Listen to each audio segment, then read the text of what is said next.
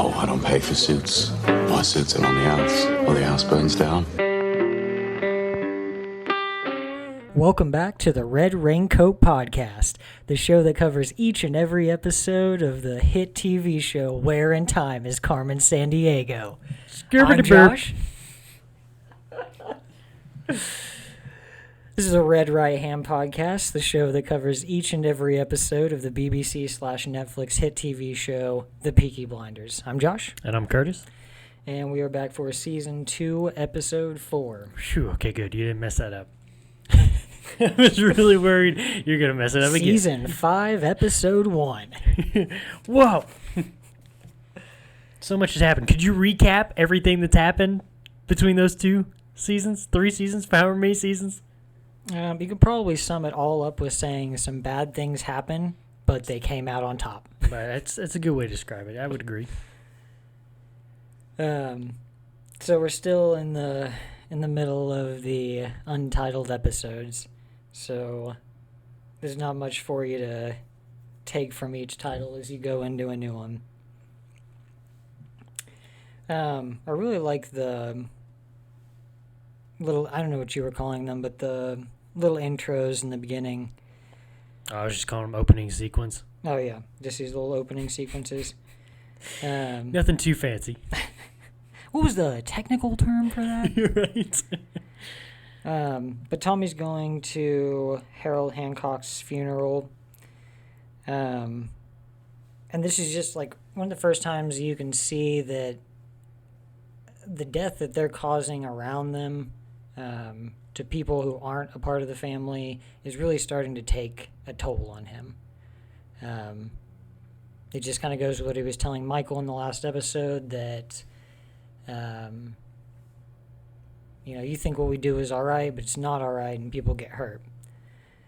It's 2 women are crying at the gravesite, and I'm not sure which is which. One of them is like his quote-unquote mother, and I think the other one is the sister. I think the one that ends up coming up to him first, excuse me, and ends up slapping him, beating him on the chest and whatnot. I think that's the sister. I'm pretty sure. Because then the mom comes up and she's pretty calm about it.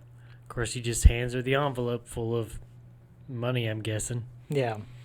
I'm sure it's not a, my condolences card from Hallmark.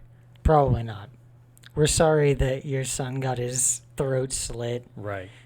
On our behalf. Here's a Hallmark card, though. We hope it makes you feel better.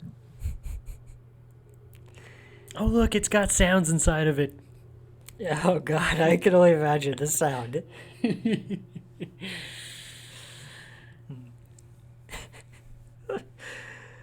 But yeah, as Tommy walks away, you can see that it's starting to take its toll on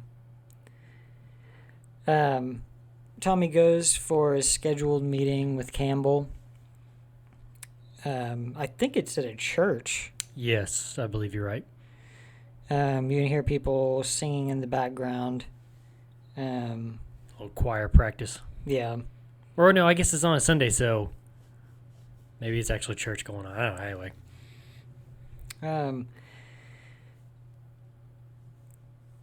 It's kind of a surprise to Tommy, and Campbell basically says that this is kind of just the beginning of that for him. They go into the room, and Campbell reveals that he's been working with the pro-treaty Irish, Irene O'Donnell, and Donald Henry. That's odd. Okay, so these guys are pro-treaty? Yes. Okay, because I was getting that confused. I was like, where are they, IRA or are they pro? I mean, they are IRA, but I couldn't remember if they were pro-treaty or against it. I think in the beginning they had portrayed themselves to Tommy like they were IRA. Well, they're IRA either way. Well, yeah, but they're not. But they're pro-treaty. Okay, so you're saying that they were portraying themselves as loyal. Yeah, to the loyal IRA. Yeah. Okay. I'm so confused. And so they basically throw it all out here that they've been working with Campbell and they're pro-treaty. It's just kind of a funny back and forth here where Campbell and the Pro Trees are trying to kind of defending themselves while Tommy is attacking them. He's basically saying, like, I'm not sure who's in charge. Is it Campbell? Is it you guys? Is there somebody else? Yeah. Yeah. He says, I'm not here to talk with the infantry. But they're all going back and forth.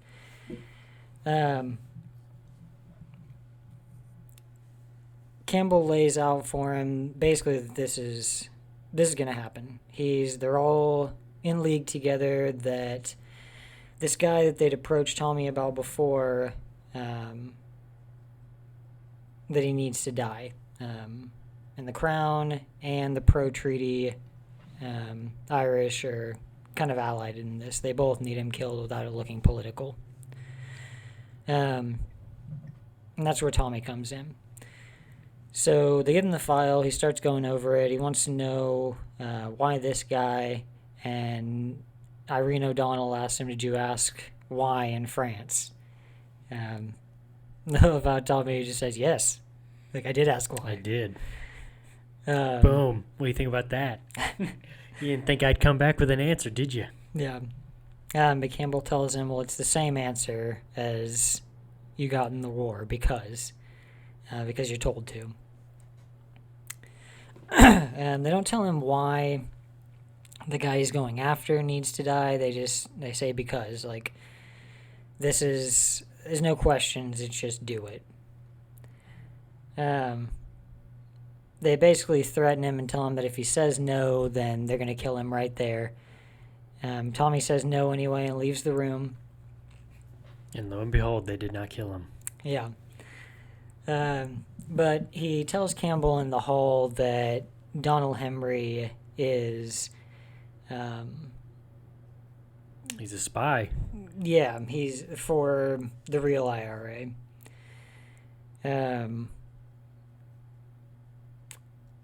It's just kind of... I took down like a couple quotes from that scene. And Tommy says, you're stepping into a world that you don't understand. These are all cousins and brothers. Yeah, and he's just telling Campbell, like, you're getting tied up in some stuff that you don't know anything about. Right, exactly. Tommy basically says that he wants proof that Donald Henry is dead or he won't do this deal. And he's basically just not trying to stir up any more trouble with the IRA than he has already gotten himself into. Yeah. Of course, weirdly enough, Campbell, who totes that he knows everything, he's always ahead, did not know that. Yeah. Yeah, he said that they were both vetted by his security office, and... To which Tommy was saying, well, guess what? I've got people in places that you don't even know about. They're in deeper than your guys could ever go. Yeah. Where do you say, does he go to the Black Swan or the Black Lion? I don't remember. Probably the Black Lion. Yeah, it's one of the two. I can't remember, but... which is like an IRA loyalist. Right. Those are their establishments in Birmingham. So in Camden Town, Arthur's paying off the cops so that he and Billy Kitchen can basically take back Sabina's club. I think it's called the Eden Club, is that right? Yeah, the Eden Club. The Golden Ballroom. Yeah. They'd gone there before in the first episode, just kind of put the scare in Sabini and let him know that they were there, and also to get Alfie's attention. But they're going to go and take it for their own now. The time is right. Huh? So the time is right. Yeah. So just some kind of... There's just a lot of brutality there.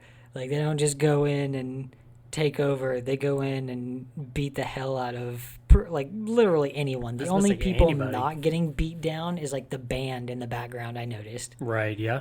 Like, nobody, like, attacks the band, but, like, everybody else is getting their ass kicked. Which is weird because Arthur hates that kind of music. So you would think he would probably beat them up with their own instruments, maybe. Yeah. It was an odd choice. But the one he gets the most was I guess you could call it the club owner. I don't want to say owner because Sabini obviously owns it. Yeah. But, I don't know, his head guy there, his head manager, whatever, Mario. Hunts him down around the ballroom. Man, ends up taking that broken bottle and, like, stabbing him in the face several times with it. Yeah. Yeah.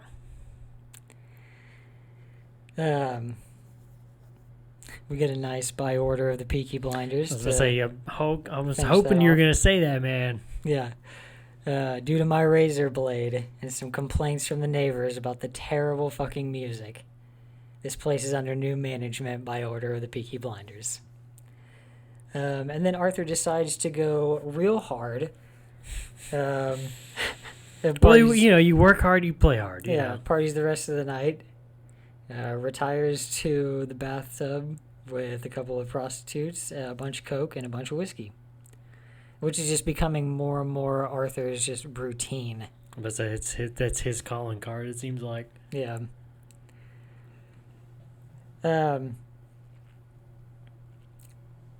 So after that, Donald Henry is found dead. It's just kind of a short scene showing you, is he like under a bunch of coal, I think? Yes. Yeah, that's what he's under. And they shovel him out, just some workers, and it goes right from there to Tommy looking over the files that Campbell had given him. So it's basically letting you know that they're going to go ahead with it. Right. The deal was made. It was done. Yeah. And Tommy knows. Just kind of an interesting little scene there. Tommy is getting so stressed out about the whole thing. He reopens a cut that was on the side of his head that Harold Hancock's sister had scratched him in the side of the face. He kind of opens that back up, rubbing his head from the stress. There's kind of a weird moment where he's sitting there and looking at the blood on his hand. Lizzie comes in and tells him that there's a man there to see him about the accounts clerk position. Oh, who could it be? Who could it be? Any guesses? Nobody? Okay. So Michael comes in, and he comes in pretty confident. Got his old dad's suit on, it looks like. I love how they're always like poking at him for the suits that he wears. I think this looks kind of like his... That was one thing we didn't mention in the last episode when him and his mom were talking about his dad. He came out wearing his dad's suit, and she said he looks just like him. Yeah. And that kind of looked like the same suit. But yeah, at least he's not wearing the bow ties anymore. Yeah. He says that Polly's told him that they're shooting to be 80% legitimate in 3 years. He says 2. Tommy corrects him on 3. And he basically says like he wants to help him. He wants to be proud of this family and all they've accomplished. And Tommy basically this whole time just kind of refers him back to Polly. If you ask Polly about this, Polly's not going to go for this. So he places that telephone right in front. Call your mom. Yeah, so he finally leaves him with that. He sets the phone down in front of him and tells him, you call Polly, get her permission, good luck. Walks out of the room. It's not fair, Tommy. It's not fair. I'm almost 18 on Friday. Yeah, we're just getting closer and closer to his birthday.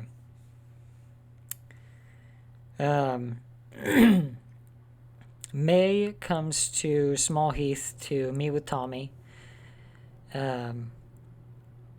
She comes to the gambling den. I love how that's what they call it, too. They don't even have a name for it. Like, it's just called a gambling den. This is the gambling den.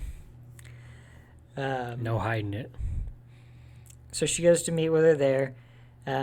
She's talking with Esme, and I love how John comes in and he's like, "There's a great Riley outside and nobody watching it," like talking about her car, Right. like he's already thought about stealing it. Just go ahead and steal it, man.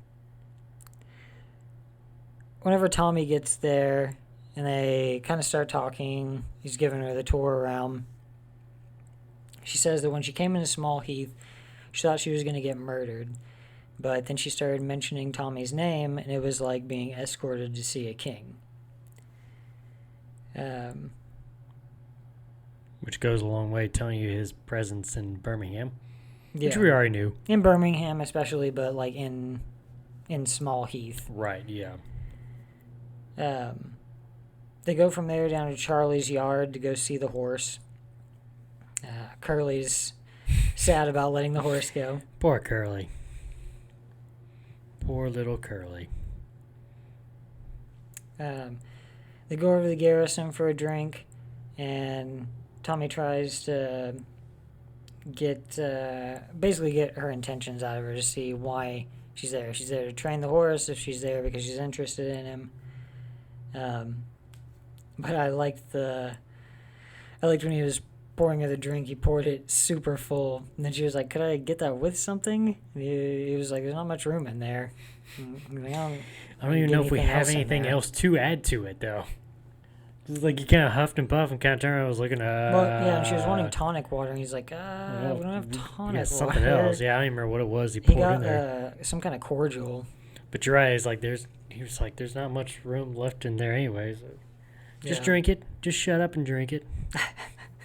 But I like how, like you said, he was trying to figure out her intentions. It made me think of when he met Grace for the first time, and like the first thing he said to her was, "Are you a whore?" I was like, dude, you're so good with these first lines, Yeah. He doesn't know how to do this. He's not a romantic, and he doesn't know how to... At least he's not awkward. I mean, that's kind of hilarious.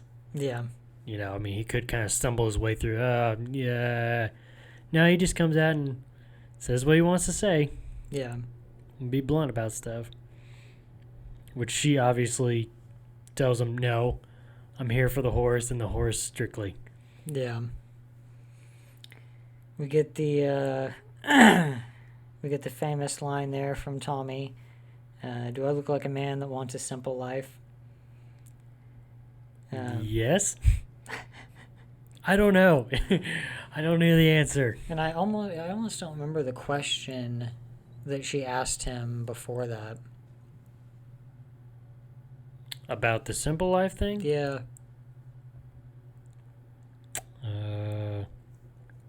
It's a good question. It's a good question about a question. I mean, she talks about having done the background check on him. She's like, before I said I would take you on, I did a background check on you, credit check. She talked to somebody at the War Office to see if he had enlisted. So she kind of did a deep dive on him there. She knows about the medals that he won for gallantry. Yeah.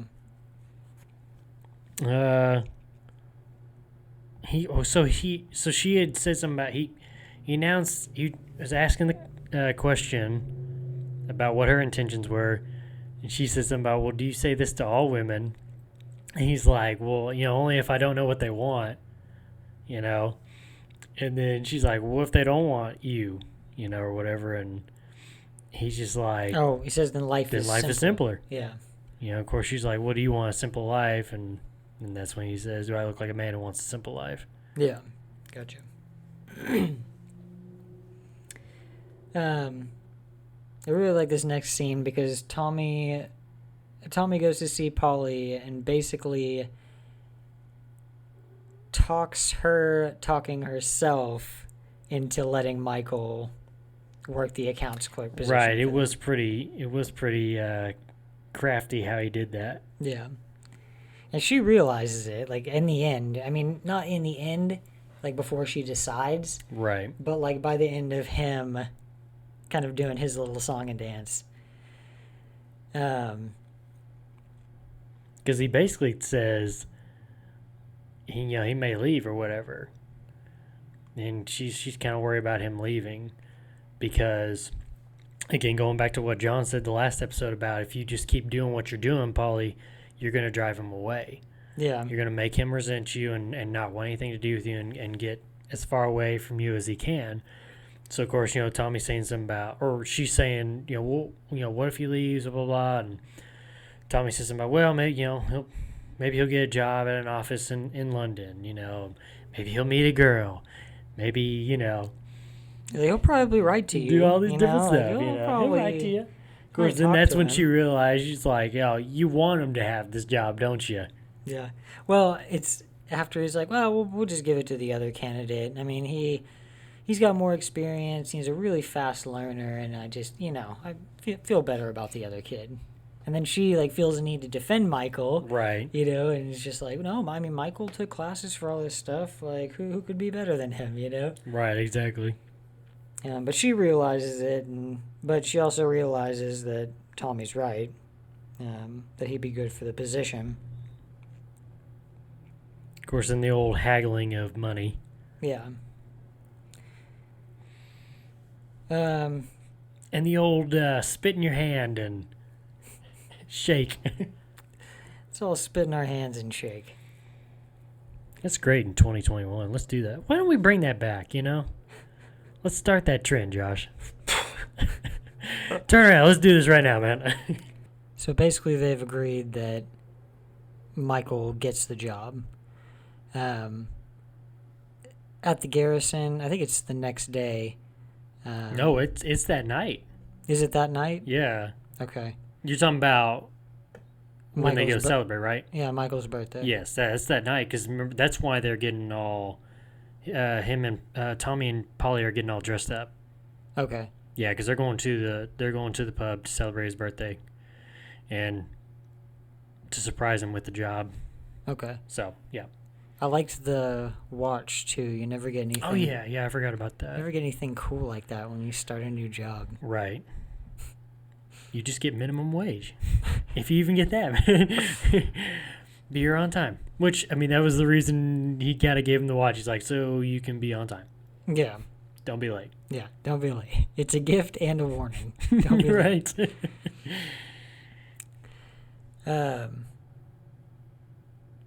So it might be later that evening, but I think it's the next day.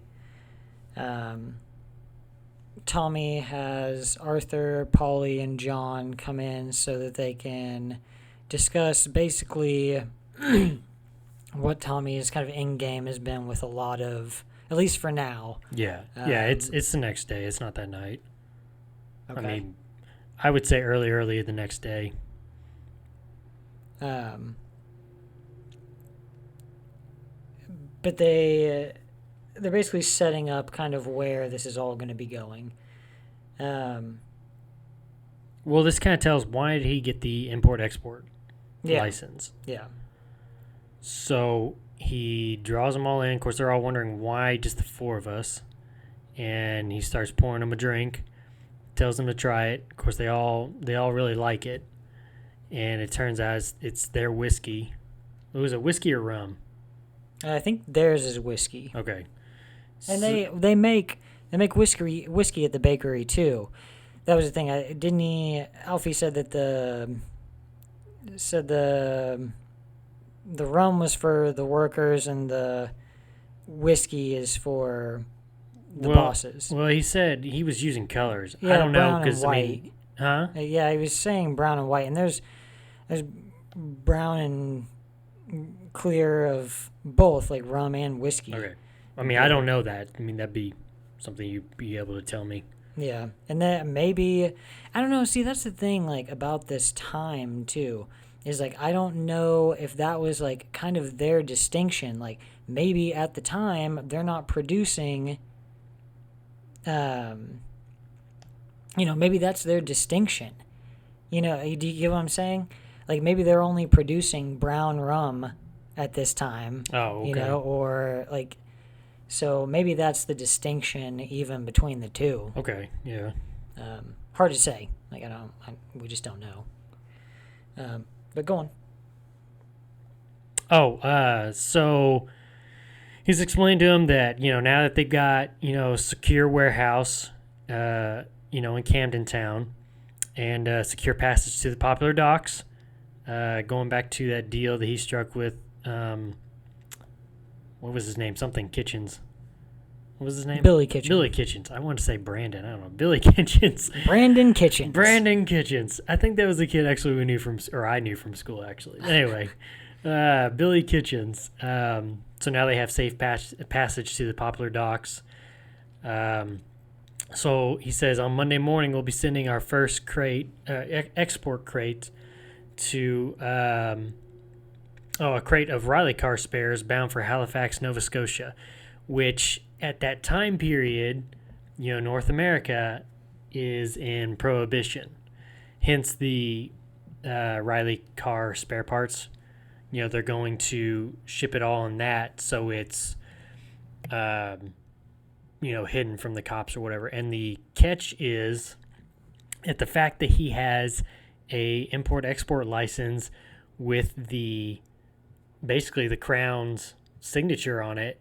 It won't get stopped and checked at, checkpoints or whatever. It'll be passed right on through without any inspections or anything like that. So his plan's really coming through, and now they're able to see why he wanted that in his list of demands. Yeah.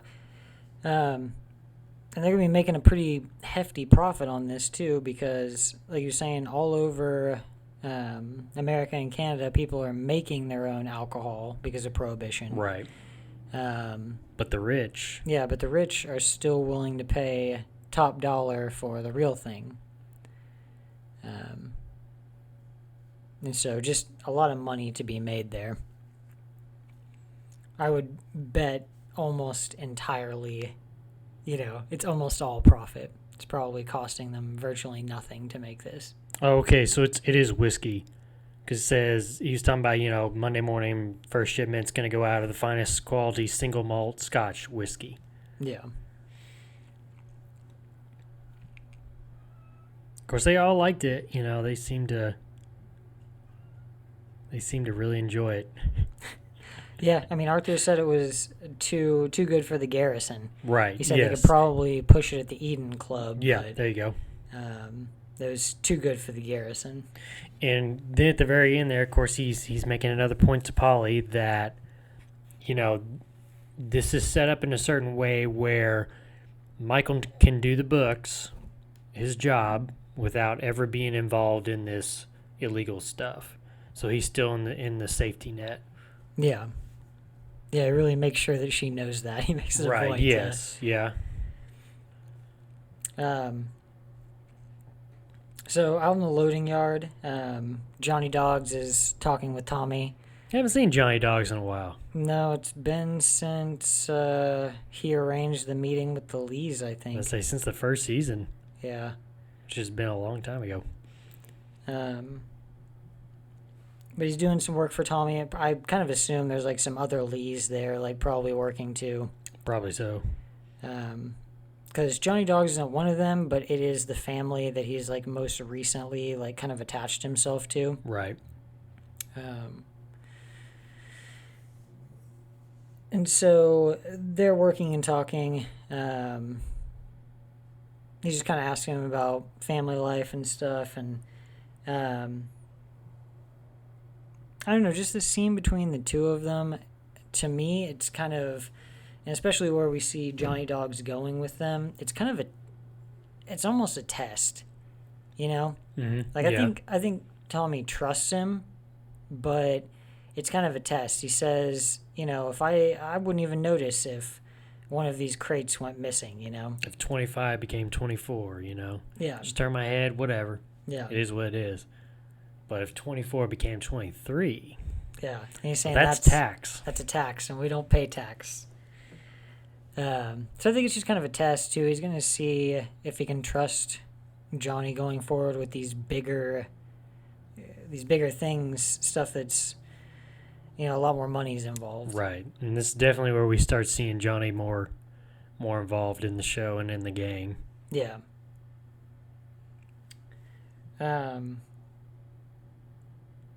Arthur just kind of going ham over there at the Eden Club. Mad dog. Just crazy. Coke, whiskey, sex, just going as hard as he can. Yeah. Tommy comes in, starts going over the books. Again, just the really efficient travel. He was in Camden Town, swings into London, and then back home to Birmingham. I'm going to take a guess. He's probably going to see Ada next. Yeah. So he starts going through the books, and I couldn't make sense of exactly... the gist of it is that Arthur is spending company money on Olives. cocaine. No, olives. Well, that's what the book says. Black olives, Not just olives. Olives with a little... With onions. Little, a little stick. piece of onion. 600 pounds worth. Yeah. But it's all going to cocaine. Because Tommy tells him they skim some off the top. Like, they take a tax from the dealers. But they don't... I think he was saying they don't buy it, like, wholesale. Like, they don't buy... Right. Like that. Just buy a little bit here at a time. Don't make it too over the top and throw red flags everywhere. Yeah. He doesn't want that to interfere with their business as a whole, but also interfere with the Eden Club because it's on the books there. Right. But I like how Tommy leaves it. When he leaves, he just says, "Straighten up, soldier." And yes, sir. Yeah, Arthur says, "Yes, sir, Sergeant Major." It's a tidy profit, though, ain't it? Yeah, he's like, we're making a good profit over here, though, aren't we? Okay, all right. Okay, you get your shit together. Okay, see ya. I'll see you later. Straighten up. So, just like you guessed, Tommy goes to see Ada right after that. Ooh, no, you're wrong. No, I'm right. No, he's checking out his target. Went to that house. Oh, is that when he goes to the house? Yeah, it's when he goes to that house. Okay. Because he's going over there, he's checking out. I don't know exactly, because like he pulls up outside and he waits, and then a copper comes over. Somebody's like watching the house basically and asking me, what's your business here, blah, blah, blah. And so he kind of makes it look like, I'm just lost. I don't know where I'm going. And he said, well, you can't park here. So then he said, okay. So once that copper leaves, it's like he looked at his stopwatch and he's timing something. He's timing how long it takes the police to notice somebody who's not supposed to be there. Okay. Like how fast the police response time is. Okay, gotcha. Yeah. So he's doing his due diligence on his work. He's not just going to show up and be like, okay, here we go. I'm just coming in guns a-blazing. He's making sure that... I love how he had like a map out and everything. He's like, right, yeah. I'm lost. I am so lost. Where am I? Made sure the guy didn't see his face the whole time. Yes, yeah, for sure. Now we can go to Ada's. Yeah. So he goes over to Ada's place. And this is where we kind of start to realize that he's already realized that he's probably, or that the plan at least, is for him to not survive this mission that Campbell's put out for him. Right. Because Campbell promises him his word several times that he'll be given complete immunity, but I'm sure, like with everything else, Tommy's done his research on this, and he knows what happened to probably previous guys who've carried out stuff like this for Campbell, or at least for the Crown. Right. So I'm sure he knows what they're planning on doing to him. And so he's wanting to get his affairs in order. He tells Ada he just needs her to sign some papers for him so that Carl can be a beneficiary of a trust he's going to put together in case he dies. Man, we didn't even meet James, though. Because if I remember correctly, I think he comes into play later on in the show. Like in the season, at least. The roommate. Yeah, the but author. I can't remember when. So it'd Or, like, have to be why? sometime in this season, I think. Yeah. But I think he helps Tommy out somehow. But it takes Tommy by surprise because he answered the door. He's like, I'm here for Ada. Of course, he's just kind of like questioning, like, well, who are you or whatever. Of course, Tommy's just like, yeah, all right, get out of my way. Yeah. Just pushes right past him. Anyway. But he does. I don't know. I think it's funny too. Like, at the first part, he's like more trying to be intimidating, and then when James goes to leave the room, he like stops him. He's like, "No, wait." He's like, "I'm Tommy Shelby." Like introduces himself, like shakes his hand, tells him it's nice to meet him. Right. Kind of puts he is down civilized, people. Yeah. But Tommy tells her that he's got a trust set up for Carl, her son, and for John's kids also because he doesn't have any children of his own.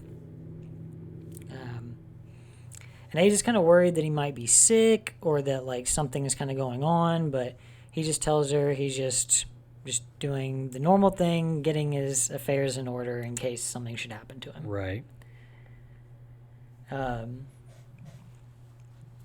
Now we got to move on to the horrible betrayal. Why, Alfie? Why? So Alfie and Sabini meet. Great dialogue between them Oh in this my meeting, God. by the way. This is So hilarious. Good. So good. It's probably like one of the best like back and forths in the entire show, like every season. Yes, yeah, I agree.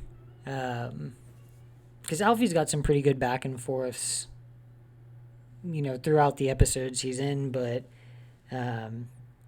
this one with Sabini where they're supposed to be, Sabini says, we've known each other since we were in school. We've been fighting since we were in school. But they just go back and forth and back and forth. And I don't know. There's just so many times where, like, they just stop talking about what they're talking about, and Alfie will be like, okay, so you came to talk to me? Talk. He's like, yeah, I'm listening. They're both trying to not say that they need each other's help. Right, yeah. They're trying to dance around it. Yeah. Of course, Alfie's beef is he keeps talking about Jews, dirty Jews, saying all the slang and everything like that. And then he basically just tells Sabine that like he keeps talking shit. Yeah, of course he's like, I don't remember I don't know what you're talking about, blah blah blah. Of course he's like, then the great big, elephant in the room, which he never really says. I always kind of wonder what that was about, unless he was talking about maybe the Epsom thing, because that was his next point was, we didn't have any bookies working Epsom last year. So then, of course, Sabini's like, well, so just for that and a couple of jokes, you let a bunch of savages loose in the city, referring to the Peaky Blinders. Yeah. Because the other thing, too, was you like... opened up the gates. Right. Because the other thing, too, was like he started out the conversation with, did you even know they were going to take the Eden Club? Of course, he's like, well, I knew about the Eden Club. But it's like, yeah, but did you know when they were going to do it? Because I think that was the other thing, too, is like they did it quicker than they were planning on doing it. I think is what somebody had alluded to later on here in this conversation, maybe, or something like that. But weirdly enough, the bad guy apologizes for his jokes, which is weird. He actually says, I'm sorry. Yeah, but I love the way he apologizes. He's like, I'm sorry about the Jew thing. Right. Here's the part. Yeah, here's the part where they start going, because they're talking about, they're trying to get the Alfie's right hand man to write some stuff down. Yeah. And so, like, at one point, Savini's like, go ahead, write that down. I said I'm sorry or whatever. And then the next thing you know, Alfie's like, well, write this down. No, don't write that down. Yeah, write it down. No, don't write it down. Yeah, write it down. It's when they really get the back and forth going, it's the when they're talking about the borderline between them. Oh, yeah, you're right. Yeah. He says, let's write down, it's like, I can't remember what it is, like this lane. And he was like, no, write down Camden Lane. He's like, write down the other lane. They just go back and forth, back and forth. Farrington Road. Farrington Road. Of course, he's like, no, that's ancient history, whatever. Yeah. Okay, so it's a back and forth between Farrington Road and Camden Road. Right down Camden Road. No, right down Farrington. Right down Camden. No, right down Farrington. Of course, Alfie just finally says, just write down peace. Peace between the Jews and the Italians. Yeah. And war against the gypsies. He's like, we've been fighting a long time. We've been friends. He's like, too. He's like, how much better is it when we're friends? Like, oh, right. So much better. Let me ask you, though, because I always wondered, especially at the very end of their conversation, and I always kind of wondered, his facial expressions, Alfie that is, I always kind of felt like he was pretty loyal to Tommy no matter what, because I think he saw the writing on the wall that this is a guy that you don't want to be on the wrong side. Now, obviously, there's something going on here. They're striking up a deal to betray Tommy and the Peaky Blinders, but I think deep down inside, Alfie, he's still pretty loyal to Tommy, and I think he kind of respects him, Yeah, I don't know. I just always feel like, I don't know, like he wants to, and he betrays him, but he doesn't want to betray him, but he does it anyway. But then at the same time, he's kind of like, hey, it's all good. I had to do what I had to do to get rid of this dude or whatever. I don't know. I just had this feeling that, like, he wasn't always 100% for doing the things that he did against Tommy. Yeah, I can see that. Yeah, that's just my opinion. I wrote down, too, that I didn't realize, they don't talk about it, but they'd taken a lot more than the Eden Club. They'd taken, like, some racetrack and some kind of training grounds or something. Like, Savini listed off. There were several places that they'd taken. Right, yeah. So it's a total takeover. Like you were saying, it basically ends with a peace agreement between the two of them. And they decide that they're going to go to war against the Blinders. It says in war with the Gypsies, I think. Which, I mean, it's just kind of umbrella because it's the Blinders, it's the Lee family, it's the Black Country Boys, everybody who's with them, basically. Right. Tommy goes to see May at her home. It's a freaking mansion. It's like a hotel. Yeah, it's pretty massive. She gives him the report on the horse. The way the horse runs, they were talking about, it would favor at Epsom, just like the way the something about the soft ground. It runs better on soft ground. Yeah. And so that's when Tommy was like, so that's, be good for Epsom then. Yeah. Here's one point though too, is like, she's like, hey, why are you here? Why are you way out here? Because it's not really on your way anywhere. Because then he was like, well, I was on my way home to Birmingham. She's like, well, it's so many miles like out of your way though. So there's some stuff going on here. They just really awkwardly go about the whole thing. He says, I'm definitely going to need some engine oil for the car before I can go back to the city.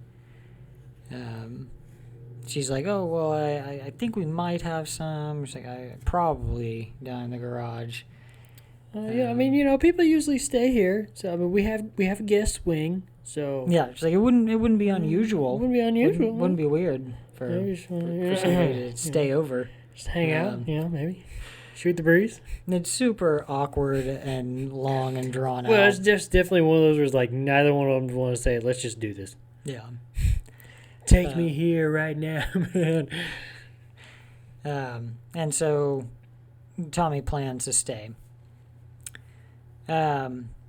Back at the office, it is payday. Payday! And, Michael and Jeremiah's son Isaiah, they're going to go out for a drink at the Marcus. The Marcus of Lorne. And basically, Isaiah says they're not going to serve him unless he has a Shelby with him. So he convinces Michael to go down there. They go down for a drink. Basically, this guy, I can't remember the guy's name. Something with a D. Dogan? Maybe. Maybe. And he basically is like a super racist prick, and he Let's just get right to the point, man. he doesn't want to drink in the same place as Isaiah. So he starts up some trouble with him, but Michael and Isaiah won't back down. So they get into a big fight with at least 3 or 4 guys there. Oh, by the way, you were not even close. His name's Patty. Patty, that's right. And guess what? He's Irish. Is he? So, Irish, Patty. Hey, Patty, Irish. Irish Patty. Anyway. So they get into a fight with at least 3 or 4 guys there. They're doing pretty well until a couple bottles get broken and they're going for the throats. And then the bartender finally yells out that Michael is Polly Shelby's son. So that immediately stops everything. And I didn't know, man. yeah, the guy, Patty, starts immediately groveling. They throw him out of the pub. So Michael and Isaiah have a drink there, but then they go back to the garrison. Once they get back to the garrison, This is definitely where Michael let loose. He starts getting drinks into his system, and he starts really becoming a Shelby. yeah. But he tells Arthur and John what happened. I like this whole scene, though, because it's Finn, like, trying to act older. Yes, you know? yeah.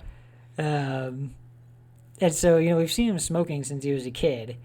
He's been smoking the whole time. He drinks beer. Every now and again, you'll see them, like, stop him from drinking whiskey or whatever. But he smokes cigarettes all the time. And the 3 of them are sitting in the snug, smoking cigarettes, drinking, playing cards. And Arthur starts telling John about these women in London. Stick your head in the bucket, Finn. Yeah. But I like Finn's little jabs he throws back at him, He's like, if he's so good down there, he's like, why are you back here? Yeah, why are you here? He's like, because the Cockneys can't make, they say, a good dark mild or something like that. Something like that, yeah. I can't remember. So once Michael tells him what happened at the Marcus, I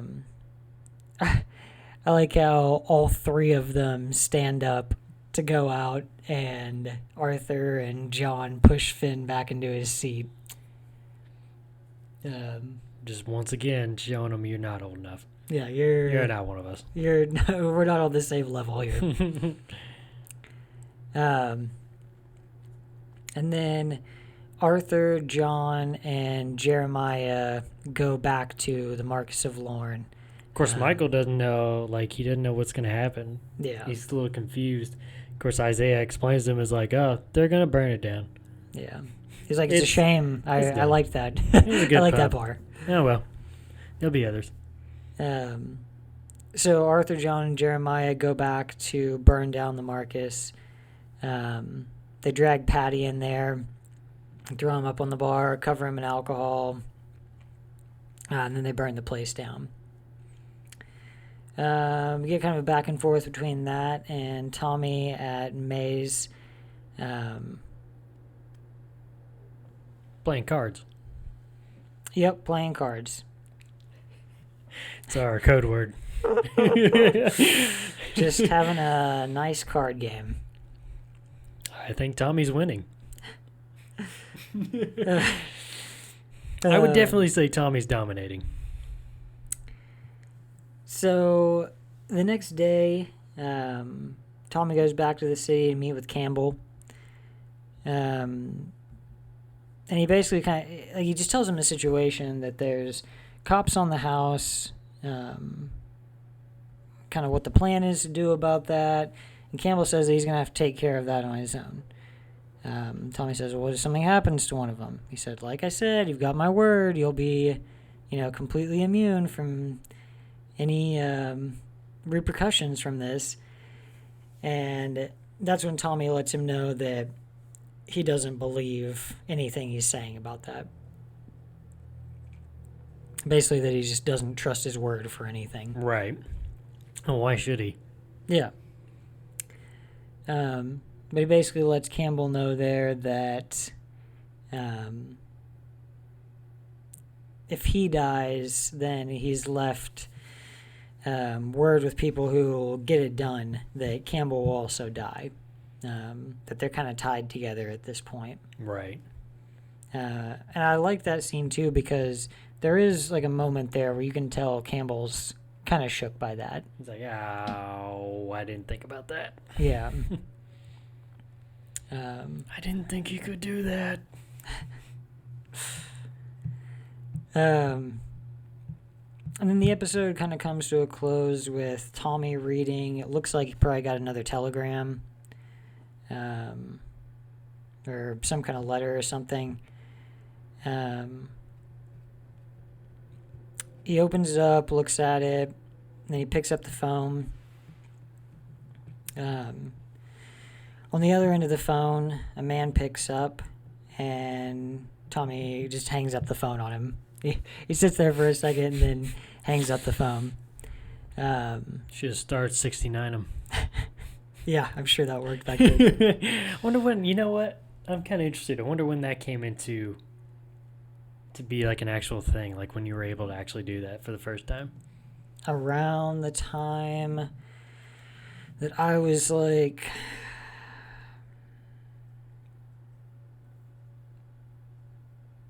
So like 13, 14 years old. So it hadn't been around that long? No, because I remember when it was like a new thing. Okay. Because that was the height of prank calling for like That's me and true, my yeah. friends. It was like when you could star 67, and like Yeah. block your number. And then people would star 69 and call you right back. And it was you get some angry people calling back. Oops. So when the shot kind of zooms out, we see that Grace is in this hotel room also. And that's who Tommy was trying to get in touch with. And her husband tells her that that the line died, that the telephone lines aren't so good over here.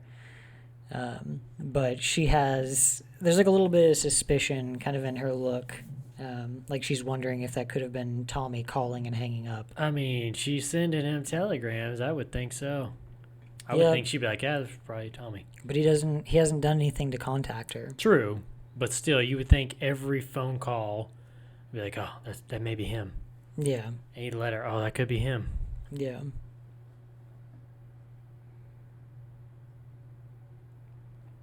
We'll have to see what happens there. Ooh, what could happen? They're going to get back together? No. Oh, man. You mean she's not just going to like end up being like, hey, I don't want to be married to you, American lawyer or whatever he is anymore. I'm going to go to this gangster. That's the spinoff that we were talking about, American Lawyer. Oh, jeez. That better not be the spinoff. Her whole little family life in America with him. American Lawyer. American Lawyer. We'll be right back with American Lawyer. From the creators of Peaky Blinders comes American Lawyer. He's a lawyer in America. Sometimes he goes other places for stuff. Join him on his travels. Well, that is it for Season 2, Episode 4. We'll be back next week. Continuing on with Season 2, Episode 5. We're just 2 out from the end of the season here, so building up to a lot.